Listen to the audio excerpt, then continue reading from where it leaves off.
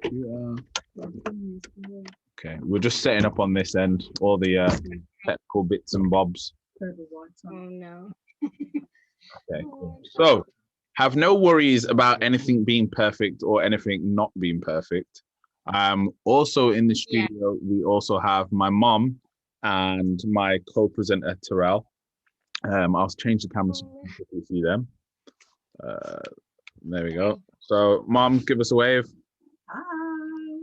Hi. Terrell, give Hi. and this is actually I could have just changed the camera this way. This would have been easier. I'm gonna say.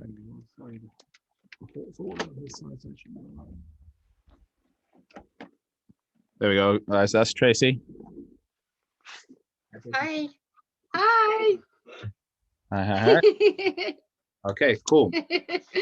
So what we're gonna do is we're literally gonna just gonna record the show literally like I was having a conversation with you yesterday, and I just literally want to recap on some of the stuff we was talking about yesterday, and then if Mom or Terrell, if you have any questions that you want to ask, or anything that you can relate to, Mom. So my mom has been through similar experiences to yourself, Tracy. So that's why I thought, you know what, for International Women's Day, let's get the moms on the radio. Let's do it. Oh, brilliant. Okay. Let's highlight what they've been through. Let's highlight their strength, and yeah, let's do that. So we got that, and then obviously I've got Terrell, who's my co-host, just because the questions I'm probably going to ask my mom aren't going to be the same as if it's someone outside the experience that we've all been through. So yeah, that's why I've done that. Okie dokie. So we're pretty much going to be recording from now. Don't worry about saying anything that you want to get rid of or anything like that. We can just literally get that back to you, and then yeah, we'll edit it out and stuff like that. So no pressure whatsoever. So just relax yourself. It's just a conversation. So if it helps, it's just a conversation between me and you. If that just helps. Like yesterday. Yeah. Just like yesterday. Okay. Yeah. So I'm just gonna do the quick introduction, which is I'm just gonna record that bit now. Hello there, listeners. It's Michael Harding coming to you live from Unity FM 93.5 FM Birmingham. And today we've got a very special show whereby we've got none other than the greatest heroes on the planet. I don't know if you've seen the Avengers. I don't know if you've seen the Justice League. I don't know if you've heard of Superman, Spider-Man, Wonder Woman, Wonder Man. We have the moms. Now, we all have superheroes in our life, but some superheroes have been through a little bit more than other superheroes. So I thought I'd use this time for International Women's Day to give the stage and the platform to two moms that I know that have been through quite a bit, and in my eyes are complete superheroes. And I think people need to hear their stories. So we've got none other than my mom, and we've got one of my close friends' moms, Miss Tracie Grimston as well. So it's going to be great. So I'll just let everybody introduce themselves first. So first of all, Tracie, do you want to introduce yourself? Yeah, I'm Tracy, and I'm a mom of 4. Hi, Tracy. Then we've got my mom. Hi, I'm Dorette, and I'm a mom of 2. Well, hey. And then we've got co-host Terrell. How you doing, buddy? Yeah. Hi, you are. I'm Terrell. I'm that's another one, I guess. Terrell isn't a mom. No. So sorry. He's you've heard Terrell before. If you've listened to this show before, you've heard Terrell. So yeah, me and Tracy had an incredible conversation yesterday, and I just wanted to get maybe half an hour, 45 minutes of Tracy's time again to just share some of her story, because I truthfully believe that, well, we kind of discussed it yesterday, didn't we, Tracy? That yeah, in your situation that you've been through, there's no one really for people to talk to, and that have also been through what you've been through. And I think there's going to be someone somewhere that's going to listen to this on the radio and go, wow, I'm not the only one. Wow. Okay, someone else has been through what I've been through and got to the other side. So yeah, Tracy, it would be great to hear from you more about your story. So tell us your story from the beginning. Okay, so I've suffered with anorexia and mental health issues for about 25-30 years. And and really, really bad, where I nearly lost my life a number of times. So with the eating disorder, I think it comes down to self-love and self-worth, and I never loved myself. I never thought I was good enough, and I just lived in my own head with the bad thoughts 24/7. And I just feel now that I just existed in life and I didn't have a life. And I didn't love myself, and always worried about what other people thought about me.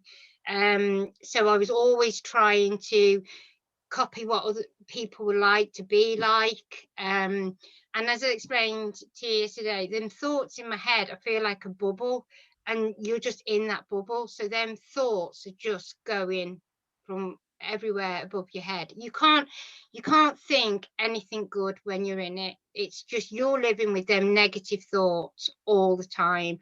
And I just wanted to be, for me, for my voice to become louder than the eating disorder voice and the demons. And if I say as well, if people was bullied in the outside world, like we bully ourselves, they won't be able to deal with it. And yeah, I just couldn't.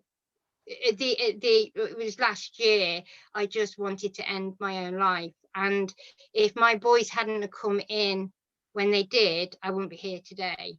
And it wasn't that I didn't want to live, I just could not, I just couldn't fight it anymore. And that was it. And I was just like, so I had to die to rebirth again. And you know, and then that's why we realize now that it's self-love, self-worth, you know. And I had to sort of walk through a door and leave everybody behind for me to love myself. Like, and I always thought that if I was thinner, that people would love me more. And so that's how come the eating disorder, you know. And as I said to you yesterday, I lived off a biscuit a day for 3 months, but didn't realize that my heart was giving up and it was eating off the cells to keep me alive. I look in the mirror and I hated what I'd see, or just people judging you as well. That's a really big thing for me, that listening to everyone else saying, oh, you're this, you're that, you're ugly, you're too thin, you're this, you're that. We could never see that we're thin, but them thoughts in your head are telling you differently, and you don't hear anything else. And that it was very severe, you know. And now I can see differently with working on myself, and that's what I really want to get out, is my passion, because the struggles that you just come in within yourself, and that is not a life for anybody to live.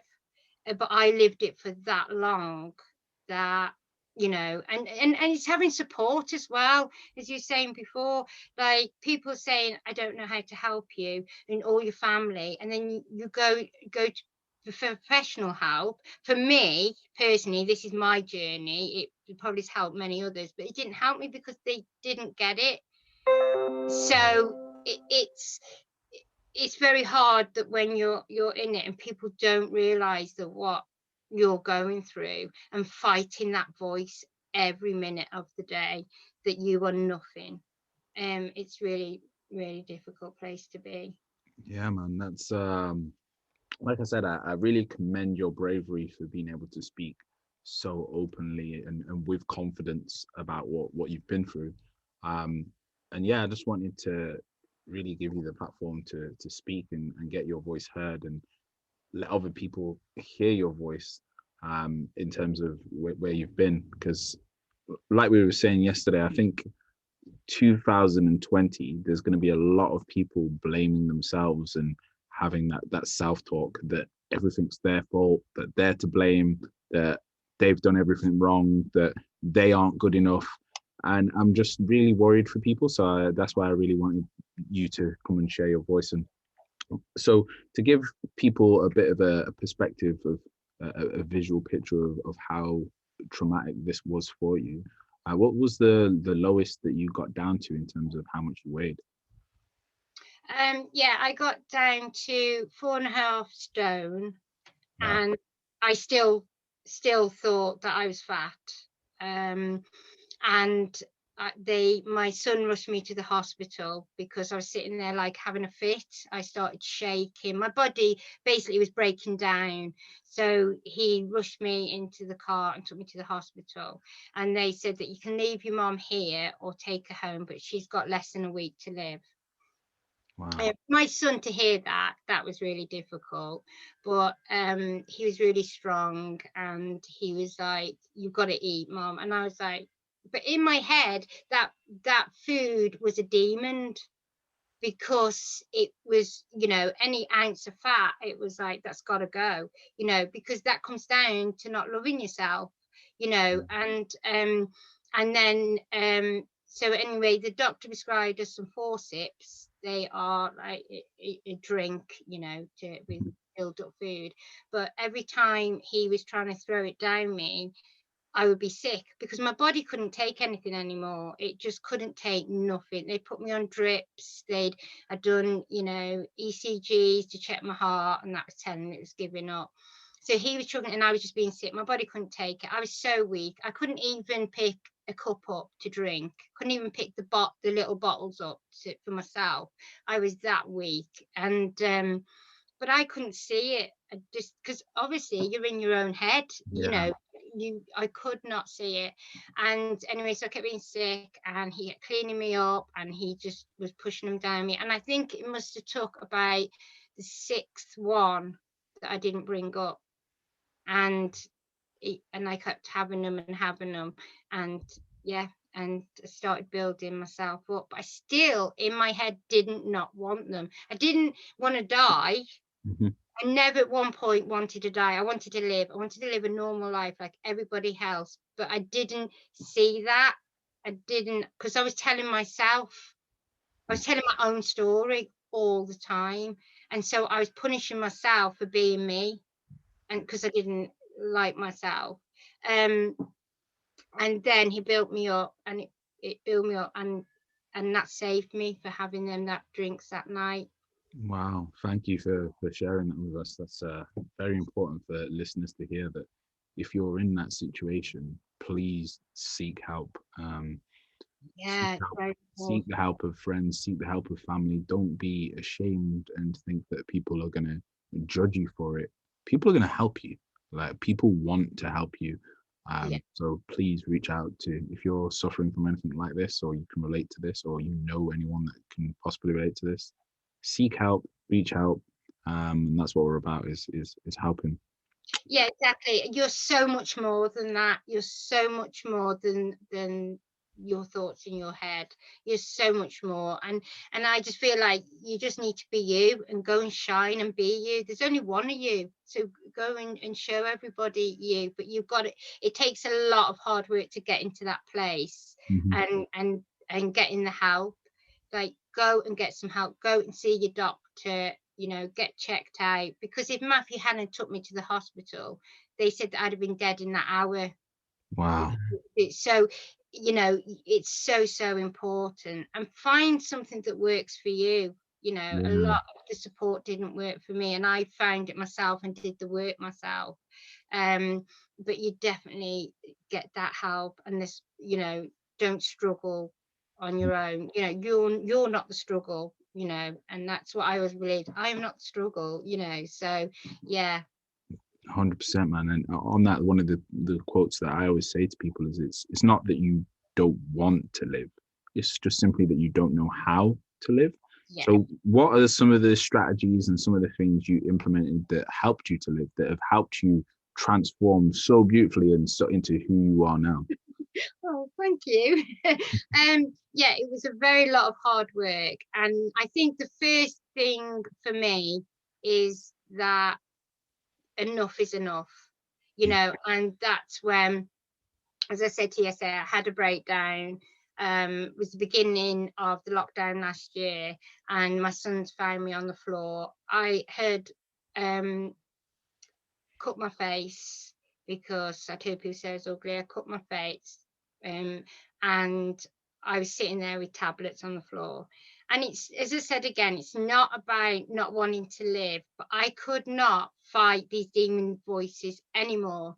It's like it just took me, and I was like, I just want to go to sleep and not wake up, because I can't take any more of it. And that was doing the self-harm, you know, not even realizing that I was doing that. And I said yesterday that I, you know, was pulling my own hair out. And literally, when people say they're pulling their own hair out, I pulled my hair out, and all the top of my head was bald, you know. And I didn't even realize I was doing that until my son, you know, Josh, just slapped me and went, "Mom, stop doing that." And I'm like, "What?" So I was hurting myself because I didn't feel I was good enough to live, and I didn't want the boys to go through that anymore. In my head, I felt they was better without me, because what they've seen and what they've been with, you know, and me having fits of screaming, and you know, it was just a lot. And I thought, you know what, let them go and live and be without me. But luckily, they just come in and found me, and I was in a state, and they were just getting me to breathe. And I think that is so important. Like, people saying breathe, I'm like, what do you mean breathe? You know, and I didn't know anything to get well. So when people saying things to me, I was like, no, nothing's going to work. Nothing is going to work. I mean, this is me, you know. And he was getting me to breathe and calm me down. And from that, I was like, okay, I can't go any lower. There's no way. I've hit rock bottom, and I've lived it with this long, up and down, but that was the rock bottom. And so that's when I decided I need to do something. And you go on all on the internet, and you see the mindset work, and you see all this, and I never believed, you know, I thought, what's this? Because I never heard of it. Like, all these years I've suffered, there was nothing out there then to say, you know, it's your thoughts that are doing this to you. I thought I had this illness. I didn't realize that I was telling my own story, this stuff too. So yeah, so I did start, and I started working on my mindset. And yeah, I did start eating very little, and then the first thing I did that I really helped me is journaling. Because a lot of people say, oh, I can't do that, I don't want to do writing or whatever. And I always say there's quite a lot of things that you can do, but it takes time, and it takes time to create a habit, and you've got to get rid of your old habits, because your brain is there to keep you safe. So when you're going a bit forward, it'll take you back there. So you need to fight it and build that new habit up. So I started doing my journaling, and whatever was coming up for me, I wrote it down, everything. And there's quite a lot to go into journaling and to think, but for me, I was just writing my thoughts down and how I felt and what I'm going to do, and I just wrote. And then I needed to develop a morning routine, because I think routine is very important. Also, I found that you don't need to rush into this, because when I was learning stuff, I thought, I need to do it all. If this is going to give me some kind of life, I need to learn it all. But that's not the case, because I got overwhelmed. And then I can't do this. So what do you do then? You go into your old habits. And so you need to keep going. If you do 1% a day, that will make a new habit, because it will build up. Yeah. So that's what I believe. No, that's what I believe. That's all I ever preach, is just aim for that 1% a day. 1% a day is all you need to improve by. That's not even 1% a day, 1% a week. If you can do that. Yeah, just one day. Even if you to start morning routine, if you just get up, make your bed, clean your teeth, and go, you're somewhere. You've done amazing. Like, you have got up, you've got out of that bed, you know, and you've cleaned your teeth, and go and make yourself a nice drink. You've done something that day, because it is hard to even get up some days when you're in that bad place, or just to get and sit on that settee and not move. you know, you can't even get out the door. That was impossible, you know. So every little thing, you know, pat yourself on the back and say, oh my God, I've achieved something today, how small it is. And then a big one for me is gratitude. So when people said to me gratitude, I'm like, what? Because you're going to think when you're in that bad place, it's not easy. It's okay that we know these things work. You know, I'm a living to say it works. But when people are saying it to you, you don't believe it because you don't know nothing about it. So you've got to give it a go, you know, and I know it works. But the gratitude was a lot for me. And even I just started with 3 little things I'm grateful for, you know. It could be just simple, just wake up and say, I'm alive today, you know. And then, and some things I put little, you know, that, oh, I love having my journal, or, you know, I've got my home, or I've got my nice candle, or just little things. And then I'd be like, okay, I've got 4 amazing boys that supported me, love me for who I am. And then I really go deep into that and say, I'm lucky to seeing them growing up. I could not be here today if it wasn't for them. I love laughing with them. They make me smile, but really feel into your gratitude, you know, and I think that really, really makes a difference. And then for me, and then I do an affirmation. Well, hey, affirmations. Anyone that knows me, that's all I ever preach and talk about is affirmations. My mom's smiling across from me because she knows that's all I preach is affirmations. I love my affirmations. And I think, but same as everything you do, you've got to feel it. You know, I was just saying them and I was like, what? Because it's really hard to get into when you've been in that headspace for, as I said, nearly 30 years to learning this. I'm like, what? Like, so you've got to say it every day, and it can be anything you want. You know, I am worthy, I am loved, you know, I am committed, I am fearless, like anything. And to do them affirmations, I think is so, so important. And doing meditation. Now, that was a big one for me because I didn't get the meditation. I was like, I can't sit here and go into my own thoughts. Like, I don't want to, you know, but I'm getting more into it now, and it really does help because it calms the whole of your body. I mean, obviously you'll know more about meditation than me because I'm just learning it at the moment. But when I do it, and even just start off with 5 minutes, just 5 minutes, and you started off with, you know, positive motivation one for in the morning, you know, and it really sets you up for the day. And you need to get your energy up, you need to get motivated, you need to fuel your body. For me to say that, you know, how long I was without food, if I don't fuel the right, but my mind's not going to work. You've got to fuel your mind and your body. Wow. And I'm like, how did I go?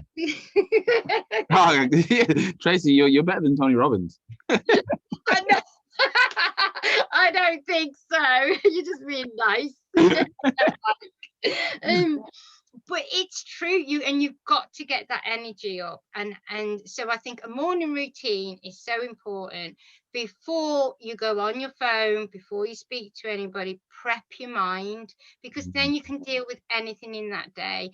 And if you are feeling, just ask yourself, what do I need today to get me out of this bad day, you know? And if you need to stay in it and just have a nice hot bath and relax and journal or whatever, then do it, but don't stay in it.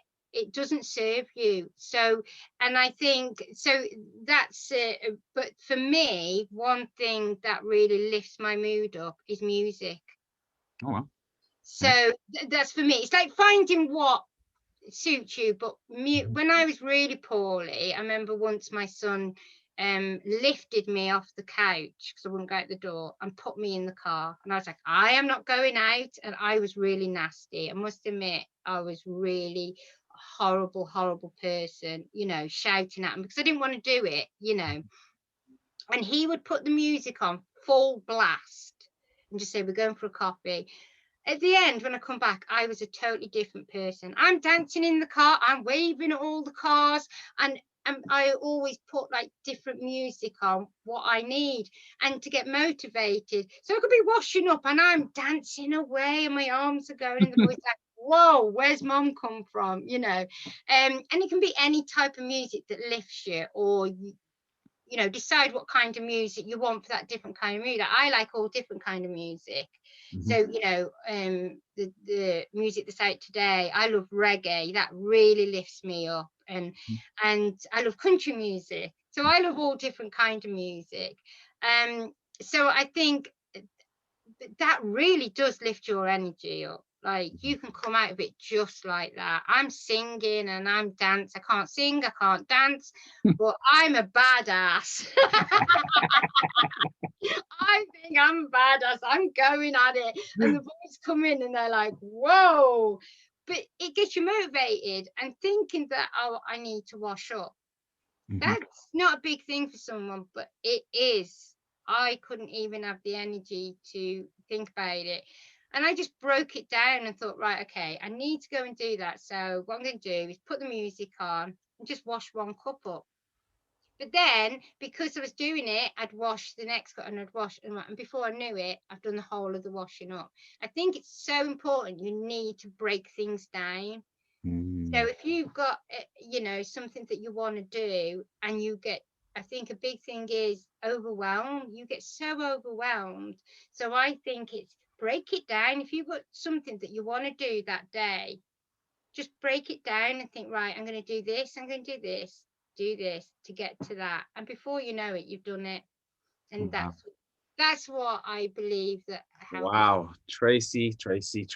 Wow, thank you for sharing all of that with us. I know Terrell's like my mind blown. listen. Yeah, your story is incredible, Tracy. So yeah, thank you ever so much for sharing that with us, and what you've been through.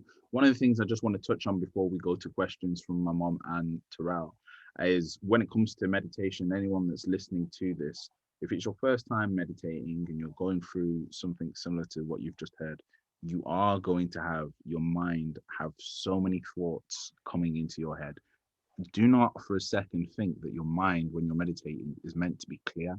Meditation is meant to be your mind actually looking at all that's going on. So if you're having all these thoughts when you're trying to meditate, that's actually good. That's what's meant to happen. You're meant to be like that, because it's like having loads of paperwork that you've not actually looked at, because you're dealing with whatever trauma or whatever experience you've gone through. Your mind just collects all these memories, all these thoughts, and doesn't actually process them. So when you're having all these thoughts, that's just your mind going, okay, let's just start working our way through all this stuff that we've collected whilst our mind's been focused and being busy on this other stuff. So that's why your mind gets really busy when you first start meditating. Now, it's actually almost impossible for your mind to be totally clear when you're meditating. The only people that get to that point are when you've been meditating for years, because you've now gone through all of the experiences and all the thoughts in your life, and finally got to the earliest thought that you've had, your earliest childhood thoughts, and actually gone through those. So don't beat yourself up if you're meditating for the first time and you're like, oh, I had all these thoughts, I can't do it, yeah, I'm doing it wrong. No, actually, you're doing it right. Like, don't worry about it. You're doing it. That's what's meant to happen. But all the meditation books and all the stuff that we see makes meditation look like it's meant to be just this thing where your mind goes silent and everything goes quiet. But I thought, yeah, that's what everyone thinks. But it's not that way. That's not what's meant to happen. So yeah, what I want to do is I want to get some questions from Terrell and from my mom, just because I think, one, my mom will be able to relate to some of the stuff that you've said, and Terrell will be able to give some interesting questions from his perspective. So mom, we're going to go into your story just after Tracy leaves in about 10-15 minutes. But mom, based on anything that Tracy's just said, is there any questions you want to ask? Yeah, how would you encourage people today who are experiencing the changes and the depression during lockdown, because a lot of people's lives have, well, everybody's lives have just changed dramatically, to encourage them to rebuild their life? Yeah, I think lockdown is a big thing, because a lot of people, we've heard that mental health has gone higher in lockdown because you can't see your family, and I got COVID myself, so I was really poorly, and I haven't been able to see my oldest son, which has just had a grandchild, so I've struggled as well. Um, and I think for me, when I had COVID and I was so poorly and coming out of it, I didn't do my mindset work. So I knew that I was feeling it.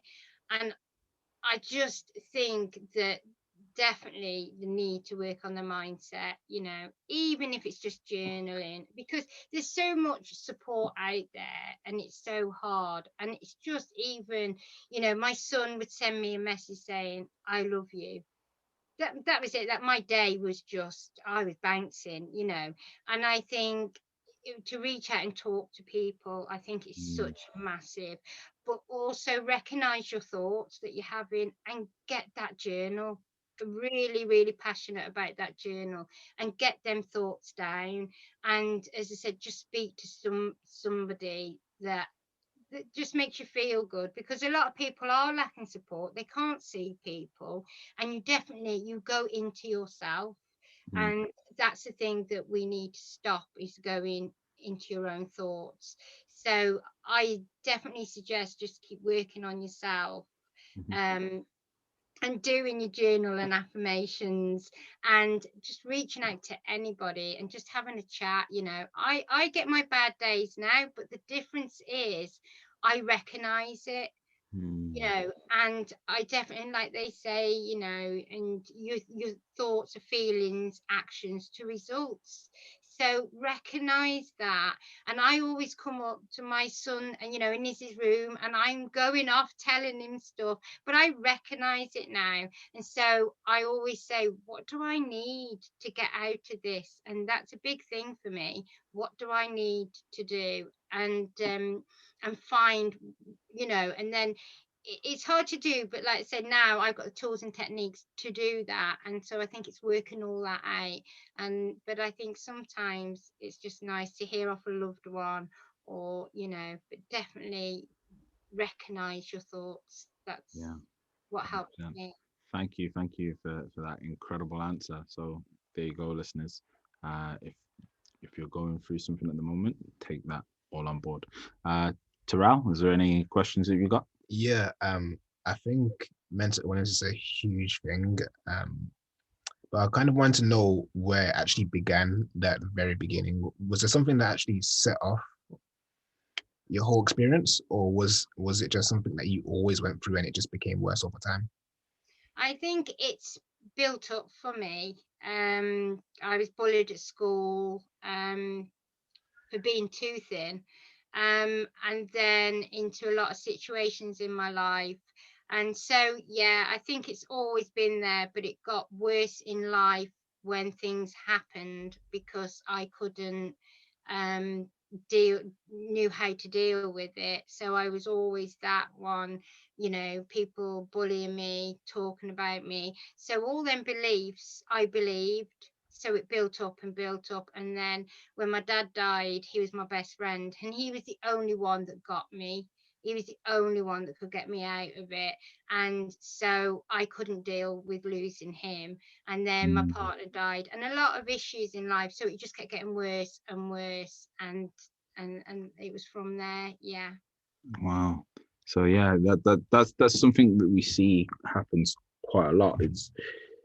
It can start much earlier than people even realize, and one of the places that it does start is actually school. So for those of us that are in school, or have been the person that you have bullied someone, reach out to them and let them know that you're sorry and you apologize, and tell them that they are worthy and that they are beautiful and that they're not fat, and that all those things that as a bully in retrospective, now that you're older and you're a different person, you wish you didn't do.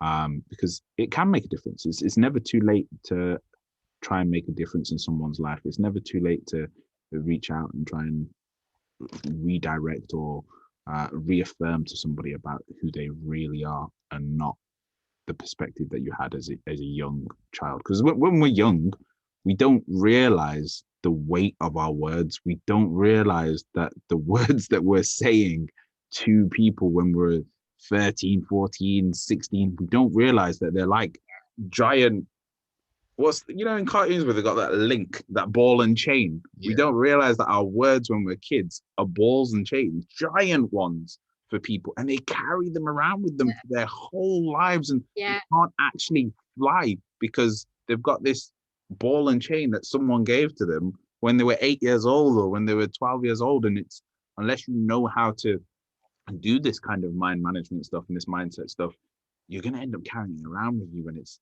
not, might not even be true anymore. So yeah, that's what I'd say on that.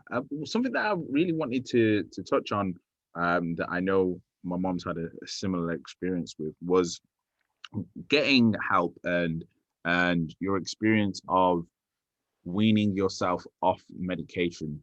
Are you okay to talk about that and share your experiences of medication and removing yourself from medication and the difference it made? Yeah, of course I can. Yeah. When I come off medication, is that what you're saying? Yeah. I've been on medication, as I said, 25, 30 years. I've always been on medication, and people used to be around me say, oh, you shouldn't be on the tablets, things. So I used to be going to doctors all the time, and a lot of tablets wouldn't work, and they'd be changing them all the time. And a lot of them, they used to put me on strong tablets, and they would make me dopey sometimes, but if I come off them, I'd go lower. So I knew that I had to have them. So they said that you'd be on tablets all your life, and you had to have them anyway. So when I was getting well and everything, I just said I want to try and come off the tablets, because I didn't feel in control of myself on these tablets because they were really strong. But as a doctor says, you have to have these tablets. He was saying that it's not a bad thing to feel that you're taking the tablets. Something's not connecting in your brain, and you need these tablets to connect it. But for me, and I always say, this is just my journey. Don't just come off your tablets, or you have to, professional help. But for me, I come off from, me and my son did it. We wanted to come off the tablets, so we gradually did it, and he was watching every move for me, because it's quite a dangerous thing that you've took them that long. I could have gone in a complete worse, so it is, you need to consult your doctors and lower your dose and all the proper way. But for me personally, I did it myself. And for the boys saying they noticed a complete difference in me, I feel now I'm in control of my own brain, because obviously I've worked on it as well. That comes alongside with doing your mindset work. You're just going to say, right, today I'm going to I want to come out of all these thoughts and everything and come off my tablets. You can't do that. You have to do that mindset work and start getting well. But for me, and so I come off them, and I have never ever felt so good in my whole life. And for me to say that, because taking them tablets was away, is like taking my arm off. Literally, they were my life. They saved me. There's no, if you'd have said come tablet, I'm like, no, I can't. They saved my life, But when I've come off them, I'm like, oh my God, how they made me feel. It is the mindset work, not the tablets. The tablets aren't going to take them thoughts away, so for me personally, them tablets never did me any good. Now looking back to where I am now, and now I'm in control of my own body. And so I say it's all the work I do. And then and for me, if I'm on a bad day, it's recognizing it, doing my mindset work. And that's what helps me, not the tablets. And I wasn't thinking properly on them, you know. So yeah, and it's the best thing I've ever done. And I can't believe I've been on them so long and I'm not on them now. I've been off them 12 months now and never felt guilty. Congratulations. Well Thank done. you. Proud of you. Yeah, I just wanted to get my my mom to say something on that. She was nodding her head in agreement the whole time because she's literally experienced the exact same thing. So Okay. Yeah, so for me, it was like listening to you speak there, I think about when I was in the same situation, and it's like being in a cocoon. The medication just numbs you. You just really living life, but you're zombified in a way, but it's controlling you one way. And then when you come out of that cocoon, that beautiful butterfly that you are, that you talk about, the energy, being able to go places, do things. That's what it reminds me of. And, well done to you. And, I know a lot of people will be listening and will be able to relate to that. So, yeah, it is good to see and to hear. Sometimes we need time and time for healing. And when we're still, we don't realize that we need to be still.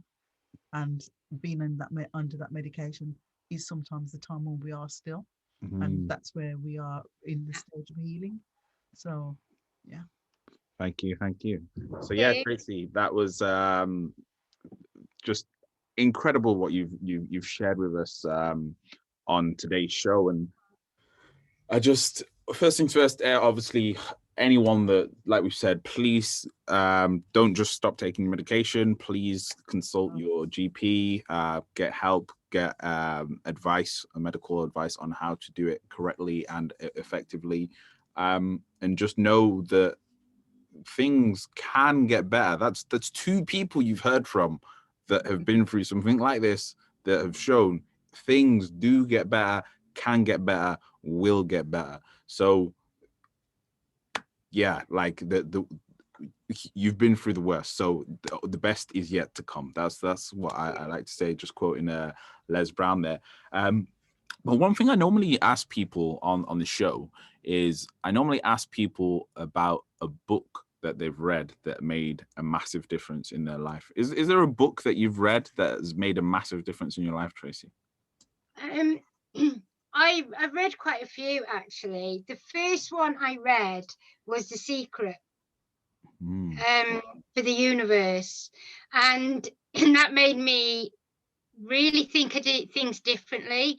Like, people's like, that was your first book? I'm like, yeah, because I didn't even have heard of the universe before or believed in it. So that, for me, that was really took me on a different path of thinking.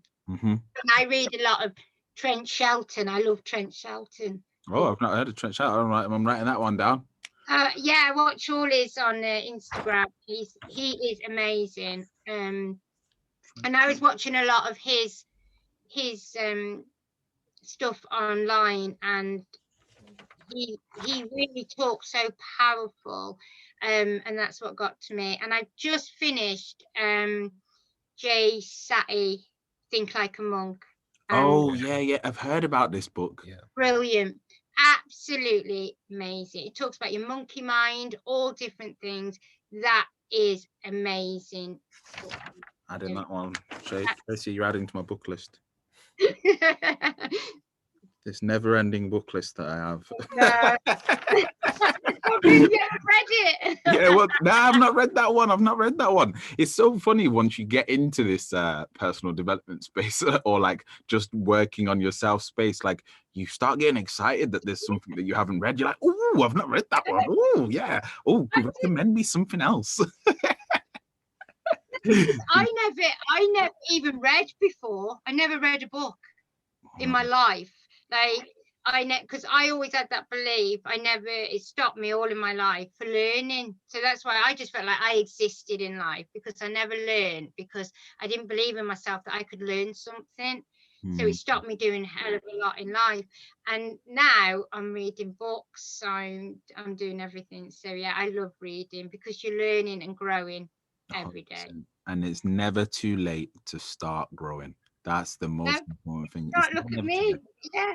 I Just might be a bit start. vague, but I'm doing it. Yeah, that's the key thing, is you're doing it. And look at this crazy difference, Yeah. right? Like, you've just started doing it, but the power that's coming from you, that you're now giving out back out to the universe, is like you're on radio giving back out. And that's the power of personal development and of working on your mindset, is you take in all this information, but the value that you then are able to give back out, even if you're not doing it for yourself and you're not taking it in, if you just take it in with the aim to give it back out, you're automatically more valuable. If you feel like you have no value, or you feel a little bit lost and displaced, just take some books in. Just take in loads of these books from Trent Shelton, from Jay Shetty, from Tony Robbins, from Deepak Chopra, from all these kind of spiritual and mindset books. And then you've got this knowledge, and there's guaranteed to be people out there that want to hear what you've got to say, because people need it. Because, like we've said, most of us that end up in these situations, when we're looking for it, we can't find it. It's not that we're not that aware that the steps, once you've been through the steps, you're like, oh, that was simple, I didn't even realize. But we're just not really made that aware that we need to keep growing ourselves. We need to keep working on ourselves. So I'm just going to keep you 5 more minutes, Tracy. I'm just going to let Terrell ask one more question before we leave. Terrell, have you got a final question for Tracy? Yeah, but it's more about your relationship with your children now. I'm just kind of wondering how it changed from before to how it is now, because I'm guessing during the whole situation there was kind of rough patches. So yeah, just how does your relationship develop? Yeah, that's a good one. My boys, I have to say, are amazing. They've done so well in life as well, and they strive to do more. They so inspire me. But now I look at them, they have had a hard life with me, but to see them now, it's grounded them, because they know stuff like that, like, it really grounded them. Like, if anybody's got a problem or anything, they know. And I think it wasn't nice for them to live with it, but now they've always loved me, they've always supported me, and they just wanted to see me smile, and now we just laugh, and they're like, where's my mom? Because that's all they ever knew. That's all they ever knew. And so now we laugh and we smile, and I say things and they're like, whoa, what? Like, I am teaching them.